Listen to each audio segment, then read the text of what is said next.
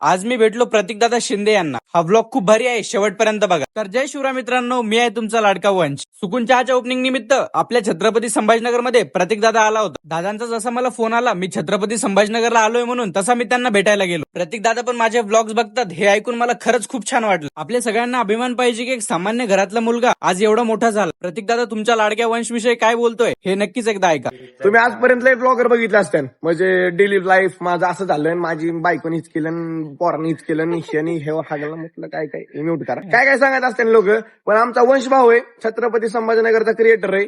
भाऊचे blog असे असतात, blog मधून काहीतरी घेण्यासारखं असतं. कुठे एखादं ऐतिहासिक स्थळ असेल, कुठं आपलं संस्कृती जपणारं ठिकाण असेल किंवा संस्कृती असेल, सगळ्या गोष्टी म्हणजे काही ना काही माहिती घेण्यासारखं असतंय. तर माहिती घ्यायची असेल तर भाऊला फॉलो करा.